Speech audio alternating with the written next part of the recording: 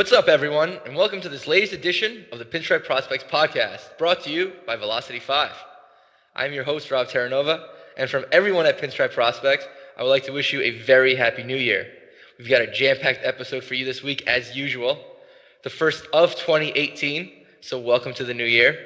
We will be talking about some big news that was broken by our very own Matt Cardos regarding the Yankees farm system that will affect the teams in Tampa, Trenton, and Scranton. We also have some new exciting features coming to the website that we'll talk about. And our top 75 prospects profiles have officially gone live.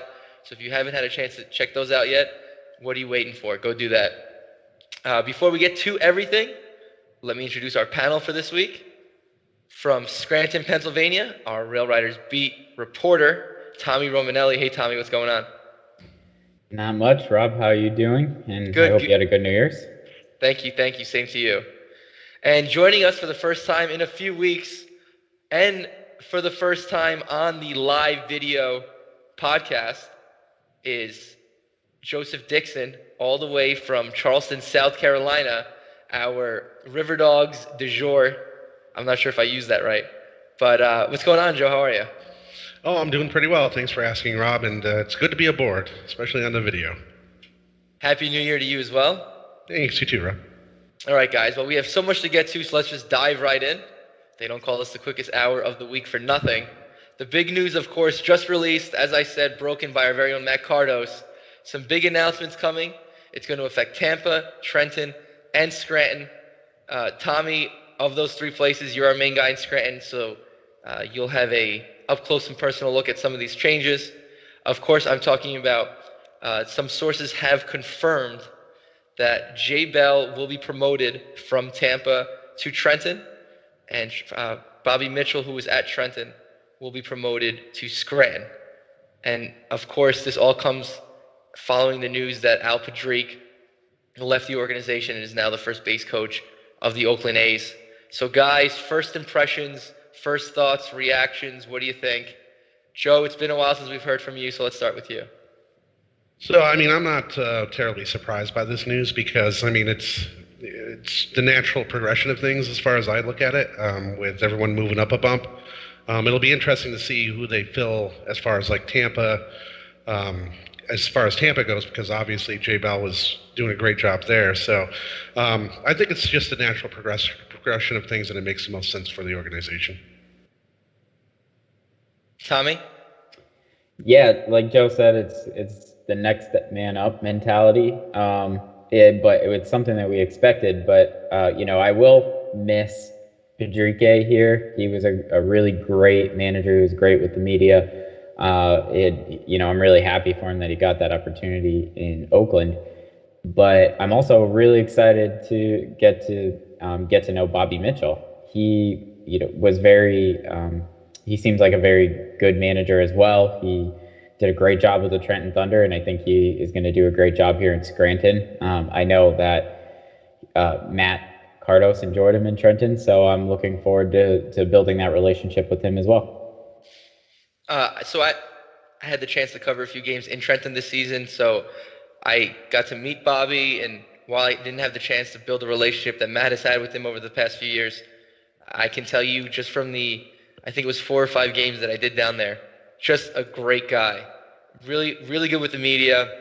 He's a talker. He doesn't give you those 1 or 2 word answers. Gives everyone adequate time. I know there was one time that I hit some traffic and I got there late for the pregame talk with him. And as I walked into his office, all the other reporters were walking out. So I walked in and I looked at him and I was like, look, I'm really sorry. I was like, I guess I missed you. And he looked at me. He's like, you didn't miss me. I'm here. He's like, sit down. We'll talk. So that's kind of the type of guy he is. So that's who you'll have the chance to work with in Scranton. So I'm not really sure how else to put into, words the kind of guy he is. Like, just absolutely fantastic. Little tongue twisted here. Sorry, guys. Just one of those days. But for those of you who don't know about Jay Bell, he obviously spent the season with Tampa. He's 52 years old. He was a 2-time All-Star Gold Glove winner, Silver Slugger, and World Series champion. And he had an 18-year big league career. He retired in 2003. And guys, I know when we were talking about potential Yankees major league coaching staffs, some of you mentioned Jay Bell, that you could see Jay Bell making that jump from Tampa to the Major League staff, whether it be as a bench coach or hitting instructor or something like that. So are you a little surprised that his promotion, it's still a promotion, I don't want to minimize this because this is a big deal, but any surprise that it was kind of a minimal promotion just from single A to double A? I think he was kind of always a long shot when it came to getting a job on the major league staff. The one thing that stood out to him, as you alluded to, was his 18 years of big experience.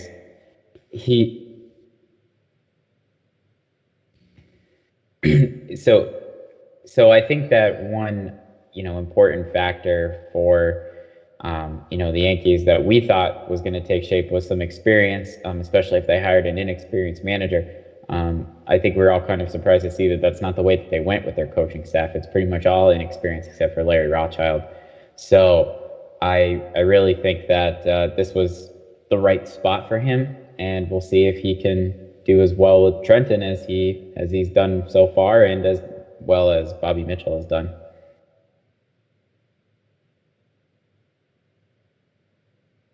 And I would agree with what Tommy is saying here, because it seems minimal, but the thing that I've noticed with the Yankees coaching staffs, especially in the minor leagues, is that it's not necessarily important as to exactly where you are.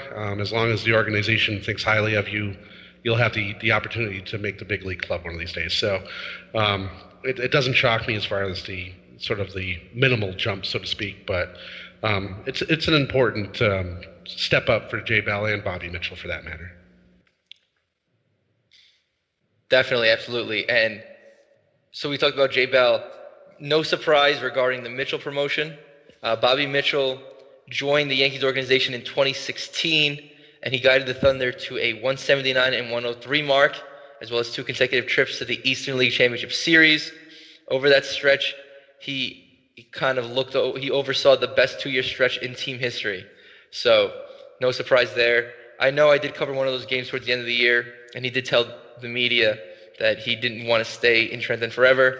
So he was definitely looking for a move, and he got it, and it all worked out. But we just covered Trenton and Scranton. There's now a vacancy in Tampa. Any idea who you guys think might get that job? So I think the biggest, the most obvious selection would be Patrick Osborne going back to Tampa, where he came from before the Charleston River Dogs, and he'd be an excellent choice because Pat's very good with the players. The players all respect him; they like him. He's very good as far as relating to the players because he played minor league ball for so many years. So he's a great communicator. He's always out, batting practice. He's always communicating well with the guys, trying to get his points across. They all respect him when you speak to him about Patrick. So I think a step, for him going back to Tampa, it would make all the sense in the world for him. Yeah, I would agree with you there, Joe. I mean, just like Bell going up to Trenton, it seems like just the natural step up for him. I really think that you'll see a manager that's already managing in the Yankee system go there, and then if they do bump up another person within their organization, it'll probably be a hitting instructor at the lowest levels. So it's hard to imagine them toying around with that too much. I think the one thing that's nice about minor league promotions like this, is that these guys, a lot of them have already worked with the players they're going to be working with. So, Bobby Mitchell is moving up to Scranton. He's already seen the guys that he's probably going to be rostering, at least the majority of them. So it's not the only change for him really is going to be scenery. So I think that there's some value to that when it comes to keeping the development of your players going. And I don't think that they're going to want to mess with that too much. Absolutely. So it will be interesting to see who gets that Tampa slot. But I think you guys both make really good points. And Osborne seems to be the natural fit, has some familiarity with the team and with the city. And yeah, it just seems to be like a natural fit. So we'll see how that unfolds. And when we find out, we will let you know on pinstripeprospects.com. So don't forget to check that out and stay up to date with us everywhere. You can follow us on Twitter, Facebook, and Instagram, as well as I just mentioned, the website, www.pinstripeprospects.com. And speaking of the website, we have recently launched our top 75 prospects profiles. You can find those at www.pinstripeprospects.com. And we've gone through numbers 70 through 75 to this point. We're not going to touch on all of them right now, but we will talk about a few of those guys. And Tommy, let's start with you. What can you tell us about Ronnie Rojas? Yeah, so Rojas was signed in the 2017 International Free Agents class. He was considered number 11 in terms of the talent level of free agents out there. The Yankees actually signed him right after his 16th birthday, so he's by far one of the younger players to come out of that class. But he seems to be a nice player, a player that you actually type of player that you don't see nowadays in the majors too much. He doesn't seem to have much power. He's a switch hitter, but the one thing that's nice about him, especially for a younger prospect, is it seems like he barrels up the ball a lot, makes solid contact. And I think that is a very underrated part of a young hitter's game, just because, just the contact is one of the last parts to come. But he, in the field, he's an infielder. His hands still have a lot of work. His defense in general has a lot of work, but he seems like he could really turn into a decent defender. But it seems like he's going to be a player that's going to hit for average. He's going to have some gap-to-gap power, and he could end up, being a really nice signing for the Yankees. We expect him to end up in one of the Gulf Coast teams next year. And let's talk potential. So that's probably a good guess. He'll start in one of the Gulf Coast leagues. How soon do you expect him to start getting promoted and moving up through the line? Honestly, for 16 years old, I think the Yankees are going to take their time with him because they have that luxury. They don't have to. He's going to set his own future by how he performs. But eventually, I think that it's just they're going to take him nice and slow with instructs and all of that. They're going to move him along, let him develop. I think you typically see players without power move up a little bit slower just because they're working on different parts of their game. But I feel like by maybe before he's 20 years old, you'll start to see him in Trenton and those levels. All right, definitely a young man that we will keep an eye on. Like you said, just 16 years old, so a lot of room to grow there, and we'll see how he flourishes within this Yankee system.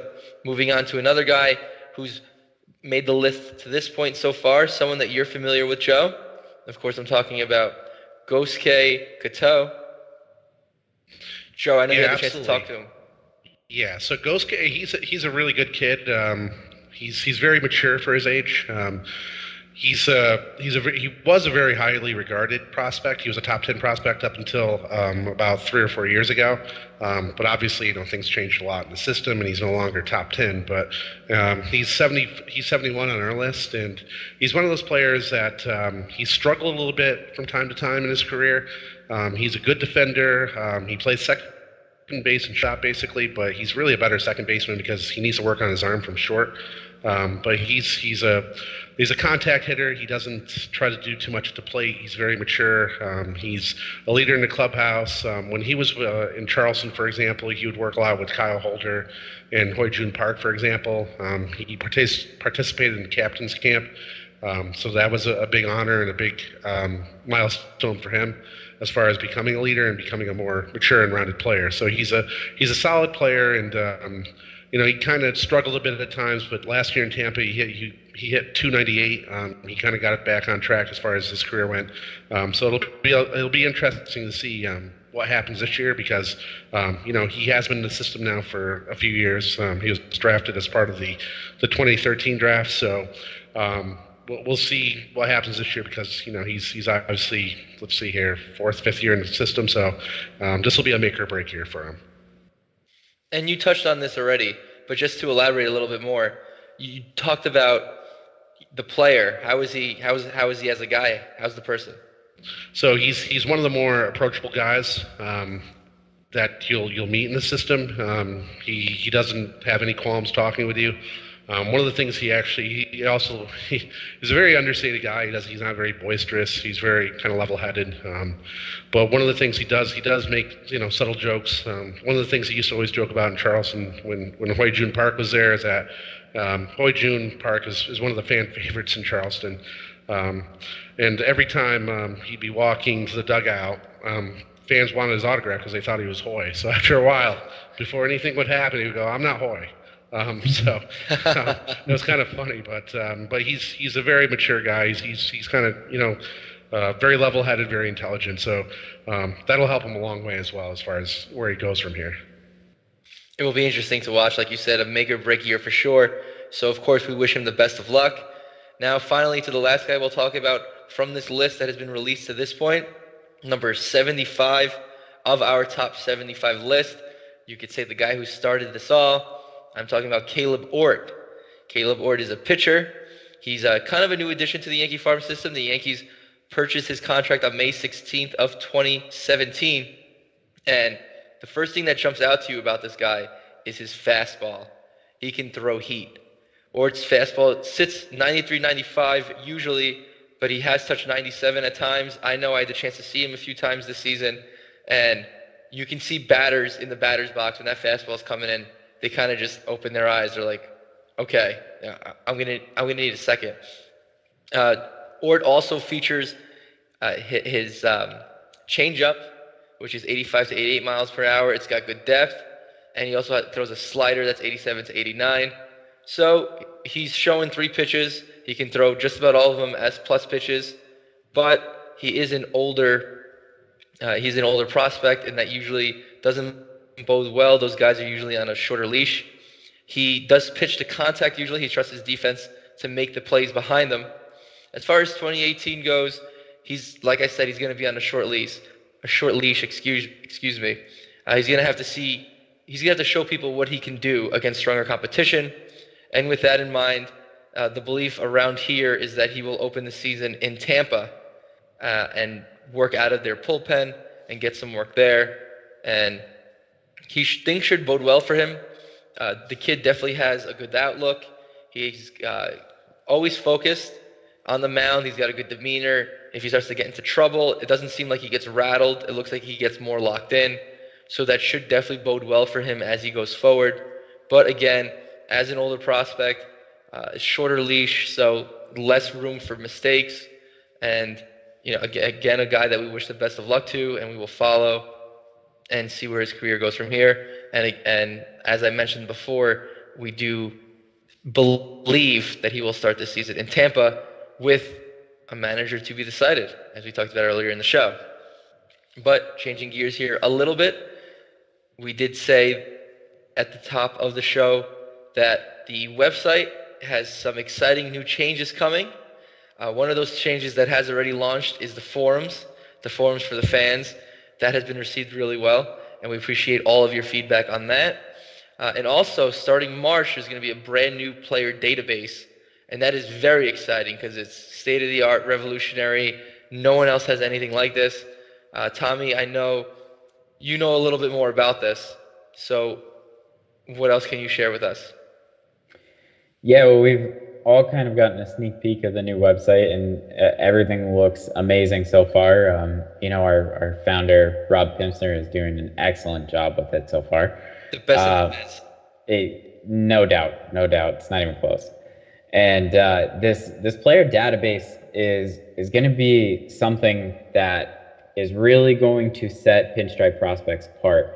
Mostly because it's not going to be, when I think of a database, I think of, what you could go to MLB.com for, Baseball Reference or whatever, just to go get their stats and see how they're doing. But it's not what this is going to be about.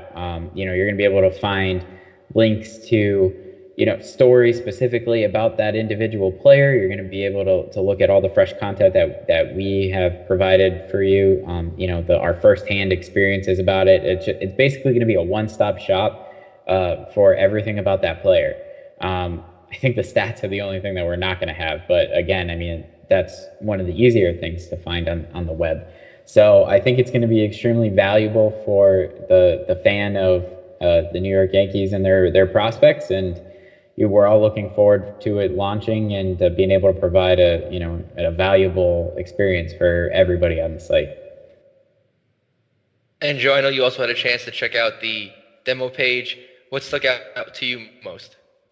Well, the great thing about it, it strikes me as like a kind of like almost like an updating media guide for the Yankees minor league system. I think we've all seen the Yankees media guide and know how gigantic and resourceful that is. This is kind of like the same thing for the minor leagues. So the thing also that will separate us from like other prospect sites, for example, we're going to have a lot more video, especially coming up in the year. So instead of just reading about these guys or just seeing stats about these guys, you'll actually be able to see them and kind of get a sense of what these players are all about. And also, as Tommy mentioned, there'll be links to their stories that we write about them. So you'll be able to get to know the players on a deeper level and not just a name on a sheet. And Joe, something that you just touched on that I want to elaborate a little bit about, the emphasis on video and there being more video, definitely going to be key, definitely is going to be what kind of pushes our whole operation forward. And I know that this already started with the outstanding job that Rob did covering the winter leagues, Venezuela, the Dominican Winter League. We have videos of prospects playing in those games, and I haven't seen them anywhere else. I have not seen any video content of that anywhere else. So Rob has already gotten a head start on this, and if you haven't had a chance to see some of those videos, check it out. And I know I mentioned this before, the commentary's in Spanish, so if you speak Spanish, you can follow along. If you don't, it's still pretty entertaining. Side note, I know when I watch the Home Run Derby, I watch it on ESPN Deportes because that guy is way more exciting than whoever ESPN has. So definitely go check that out. Again, exciting new stuff happening for the website. It's going to launch in March, so stay tuned for that. In the meantime, we will still be giving you everything up to the date regarding the Yankees farm system. And let's be real here, it is the off season. The hot stove is in full effect. So we also can't skip over talking about the big league club. And with that in mind, there is still an opening at second and third base for the New York Yankees. I think we're all in agreement that Gleyber Torres is going to get that second base job. So why don't we start a debate now about who should be playing the hot corner? I know something that we started talking about in our little private chat was debating the options of Eduardo Núñez or Solarte. And Tommy, I want to start with you here. Who do you think of those two guys would be the better option at third for the Yankees? Well, it would honestly be nice to bring back either of them just because they have familiarity with the system. Although I am a bigger fan of Solarte at this point in his career than I am Núñez. And the reason for that is I think that it's going to be less important for the player to be offensive and more important for him to be defensive and be able to move around. Now, I know Núñez has improved in his time since being with the Yankees, but the one blemish that he always had, besides for the fact that he could never keep his helmet on, was was that he was not great in the field. Right. And I think that especially with two positions opening, one you're probably going to be handing over to a rookie, I think that it's going to be important for the guy who they bring in to be able to move over to short and third and second base and to be able to play them well. That being said, Solarte is still a very good player. He kind of like Rojas when I was talking earlier. Solarte squares up the ball a lot, and I believe that when you do that and you make the hard contact, you're more likely to get the hit. And and he's also a switch hitter, which can be valuable in a lineup that is now stacked with righties. So I just think that he would be more of a natural fit for the Yankees. Although either would honestly not be a bad option.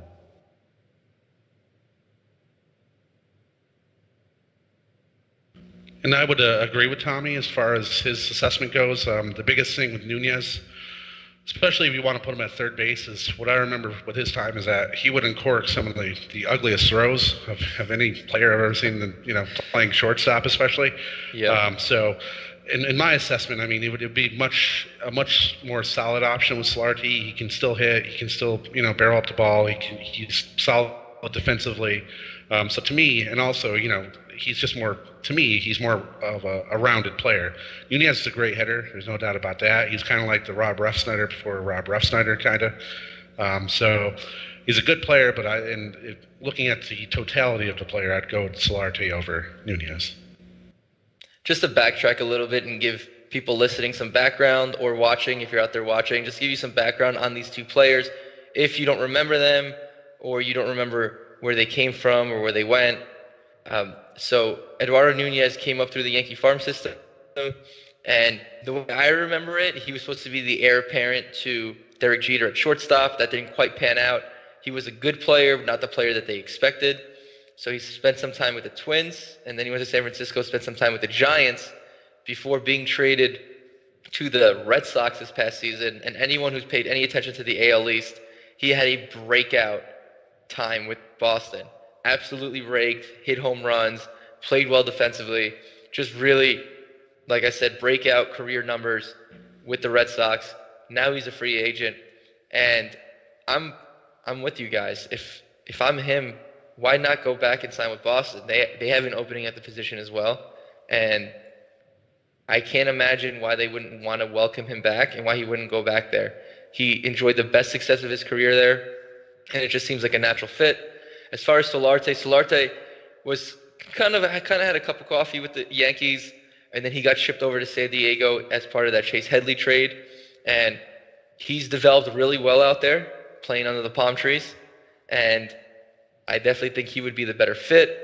Of course, we are overlooking internal options as part of this debate. I know there's some people listening or shaking their head, and they're saying, give it to Toe or give it to Andujar. Sure, those are definitely good options and something that we're not ruling out, but for the sake of this debate, we're just going to focus on those two players. And Solarte definitely seems like the better all-around position player, switch hitter, as you mentioned, Tommy, and I think he would be a nice fit at Yankee Stadium as well. So my pick absolutely would be Solarte. So we'll see what the Yankees decide to do there. Not even sure if they're talking to either of those guys, but again, just for the sake of this debate. And since we are talking hot stove, there have been a lot of rumors swirling around, the first of which was that the Gerrit Cole trade that seemed imminent, now reporters close to the situation are saying, it never gained any steam. There was really nothing behind all the talk.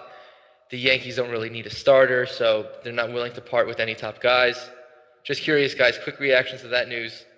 Tommy, again, let's start with you. Yeah, this has been a very schizophrenic ride for Gerrit Cole and the Yankees. I don't think I've ever seen reporting before where one moment they're saying, this deal is done. I mean, Jim Leyritz literally said the deal is done. And then the next day they'll say it was never close, and then back and forth. So, I mean, who knows what's going on with it at this point. The one thing I will agree with is while he would absolutely bolster the rotation in a huge way that most pitchers can't, they don't necessarily need him. So if they're going to have to back up the truck and unload the system, I think the question becomes how much, if it's going to cost you a lot, how much do you really want to damage the farm system, when you really don't necessarily need him? Now, of course, the number one goal is to win a championship, so you can never have enough pitching. I think we all know that. But if it's going to affect you from being a contender and a strong contender, 3 years down the line, it might not be worth it. Then again, Cashman always seems to have a way of working these things out, so I think that he has the luxury to sit back and let the Pirates come to their price because, the Yankees are stacked. So their 9-10 prospect is better than some 3-4 prospect. So, he could sit back, and when the other offers don't overwhelm the Pirates, they could come to the Yankees, and, that's usually when Cashman works out a deal. It's kind of the same thing that happened with Stanton. So that's kind of what I expect if he is in Pinstripes. And I agree with Tommy on that as well, because right now, I mean, there's no massive need for him at this point in time. They're going to head into spring training. They're going to have a very solid rotation, especially re-signing CC. So there aren't any really big holes as far as their pitching staff goes. Could it be improved? Of course, but Cashman can take his time. deal from a stance of power rather than kind of be desperate about it. So there's no point in emptying out the farm to get Gerrit Cole at this point. So it's best to see what else may be out there, what other options come up, rather than just kind of lunge and make a move that could be hurtful down the line. And one thing I actually do want to add there is, where's the love for Jordan Montgomery? That's the one thing that I haven't seen all winter. And honestly, he put together a great rookie season. I mean, his numbers, if I'm correct on this, were very similar to Chin-Ming Wang's first rookie season, and everybody considered him like the ace the very next year. Yeah. But I mean, he's going to go through some growing pains. Of course, he's a rookie, but I think that he's an extremely solid pitcher. I think he's going to be a solid, middle of the rotation guy. So let's not forget that they really do have 5 solid options right now. I agree with you completely with that, Tommy. 5 solid options, and basically 5 options that pitched you to Game 7 of the ALCS last year. So you feel comfortable with the guys you have. I think the big concern is the health questions. How durable are these guys going to be? Sonny Gray, injury history. Tanaka, when's that elbow going to give out? Sabathia, how many innings is he going to give you this year? So I just think there's too many question marks to feel comfortable with the rotation as it is. And with that in mind, I think adding another quality guy like a Gerrit Cole could incorporate a 6-man rotation, and that could benefit all of these guys throughout the year and maybe stretch them out a little bit. I know that's something that we've talked about for a while. Joe, I actually want to toss that your way. What are your thoughts on a 6-man rotation, potentially? So, I mean, a 6-man rotation would make sense for those reasons that you mentioned, especially with CC, with his knee problems and such, although he seems to be a lot better with that now with the brace that he's pitching with. But you're right about, Tanaka and his elbow. You never know what's going to happen with that, although he's looked strong. So a 6-man rotation would make sense because Tanaka has pitched better with more rest. So it's better to have like a 6-man rotation, or the potential of a 6-man rotation, and keep those guys fresh for the playoffs. The other thing I just want to throw out here is that Yankees also don't have to necessarily, again, jump into the trade market, because you do have guys, it all comes down to how ready is our guys like, say a Chance Adams or a Justice Sheffield. So that's going to be a big factor in all this as well. And even if they go into the spring, even if they go into spring training with, not making a deal, they can give these guys a look and then figure out where to go from there. Definitely.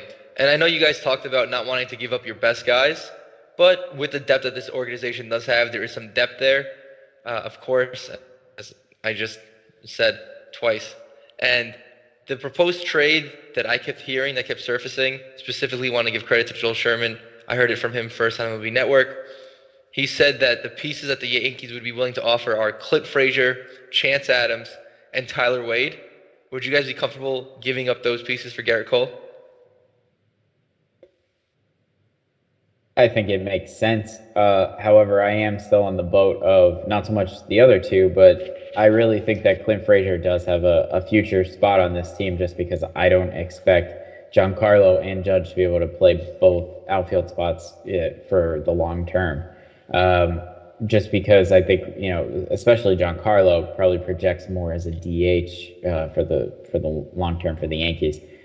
So I think that, and personally being able to cover Clint Frazier myself, I really think that he is going to be something special. I think he's got a talent that, you don't find everywhere, and I think he could be an important corner outfield spot, and his defense is amazing. It's so overlooked. But in truly just, it wouldn't be a bad trade. Like I said, I like Clint Frazier long-term for the Yankees a little bit more, especially because of what Joe said, what we expect out of Domingo Acevedo and Justice Sheffield, and Gerrit Cole essentially blocks them too. So, it's a back and forth. Honestly, there's no bad situation either way in that scenario.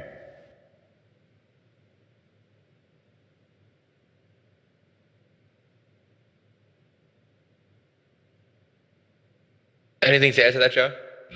No, I think Tommy put it best. With the depth in the Yankee system, there's no need to to trade away a guy like Clint Frazier, for example. There's other prospects or a package of prospects, especially as we saw with the Rule 5 draft, a few guys we lost here. So there's so much depth in this organization to whereas they don't have to deal away like a Clint Frazier, for example. They can, deal away maybe some of the other guys who still have a lot of potential.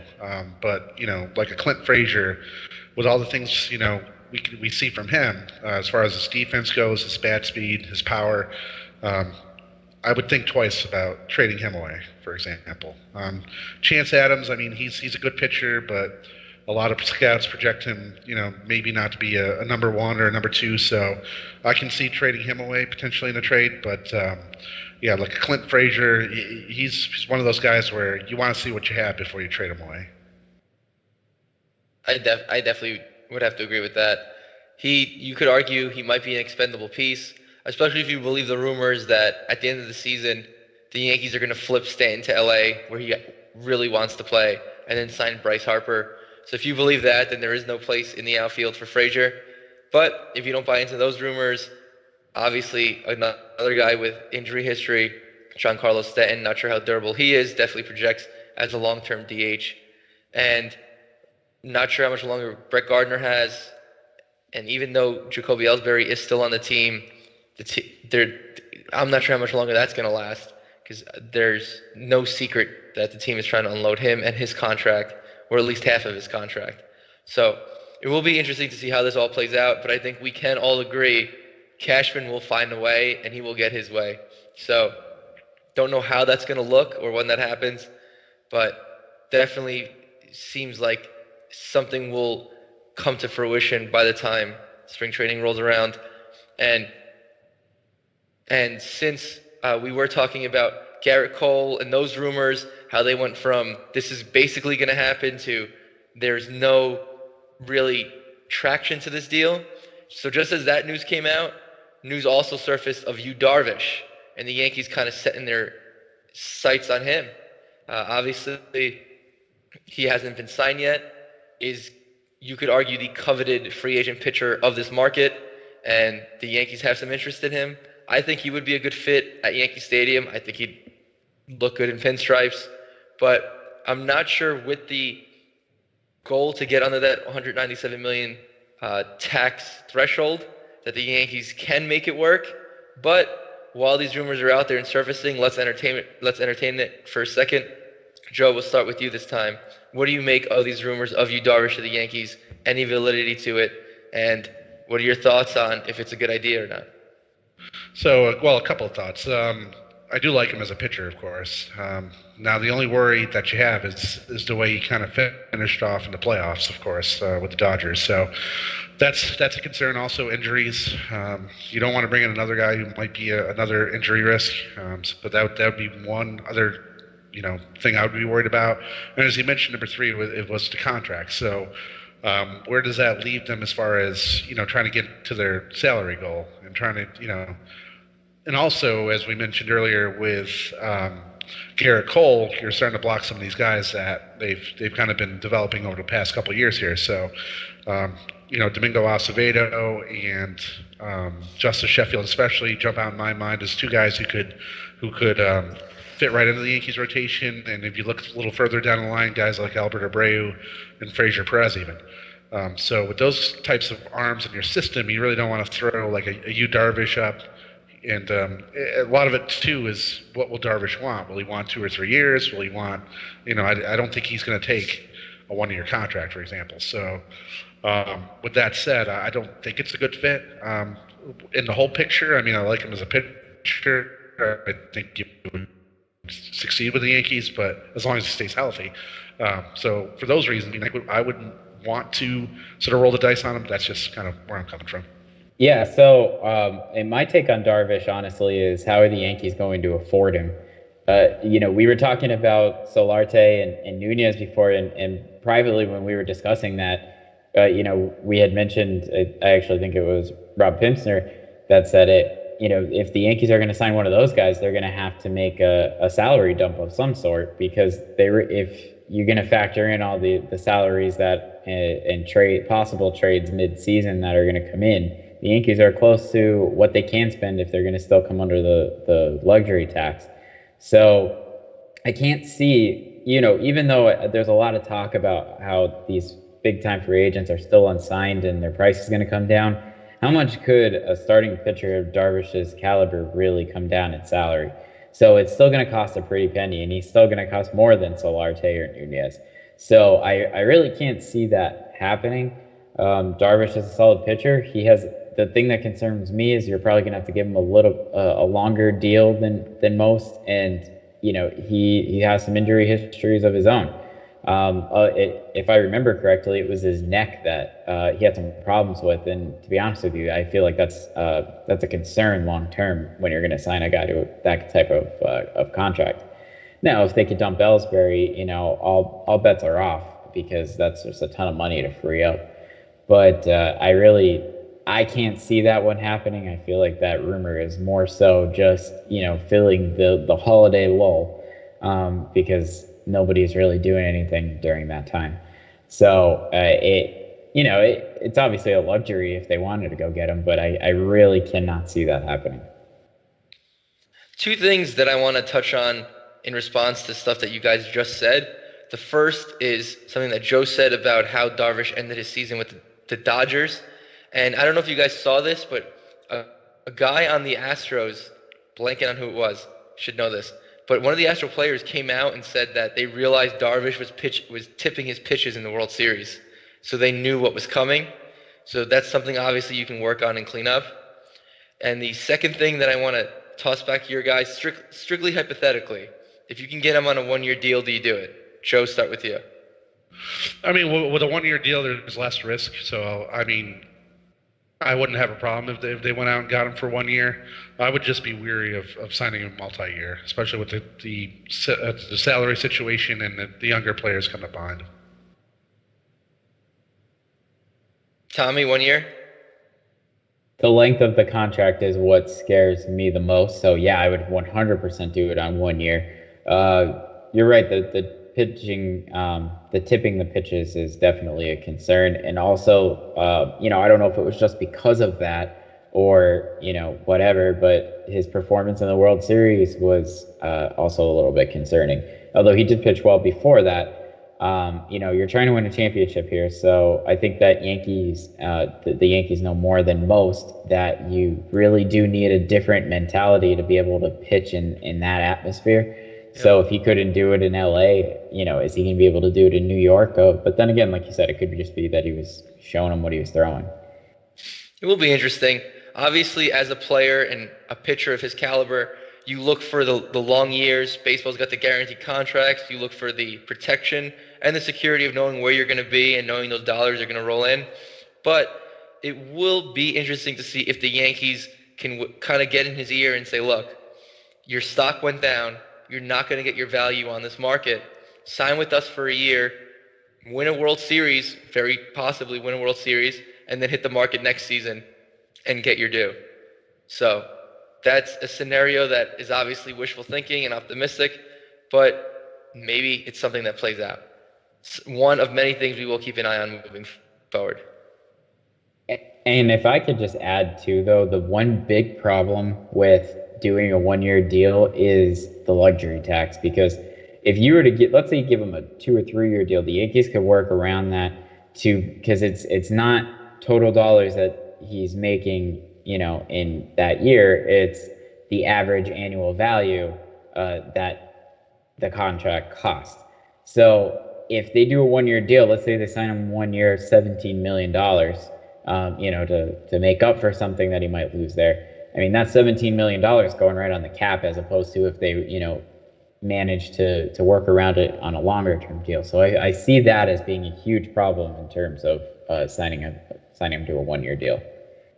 Well, I don't think there's any question that if it was a 1-year deal for those kinds of dollars, there would have to be a corresponding salary dump move that could come in a lot of different shapes or forms. Obviously, Ellsbury, trying to get him off the books. Maybe they cut ties with Gardner. I don't think that's a popular decision or something they want to do, but a possibility there. But it would definitely require another salary dump kind of move, but no idea where that would come from. And again, As I said, wishful thinking. Not sure that's how it's going to play out, but something that maybe a conversation that could be going on right now as we speak. But that is going to do it for this 36th edition of the Pinstriped Prospects Podcast, brought to you by Velocity 5. Don't forget to check out our new message boards on our website, www.pinstripeprospects.com. Our message boards are an open forum for you, the fans, to have an open conversation of all things Yankees prospects. And if you have anything you would like to hear discussed on this podcast, feel free to reach out to us at any time. You can contact Robert Pimsner directly at rob@pinstripeprospects.com, or myself, and this one is a little more complicated, rterranova@pinstripeprospects.com. Don't forget, we are here for you. Also, don't forget to subscribe to this podcast on iTunes and the Google Play Store. And if you feel inclined to do so, and we hope you do, please give us that ever-important 5-star rating. It is a new year. Let's start that new year on the right foot. 5-star rating, please. So, for Joseph Dixon and Tommy Romanelli, I am Rob Terranova. We hope you enjoyed this episode of the Pinstripe Prospects Podcast, and we look forward to checking in with you again next week. Until then, take care and go Yankees.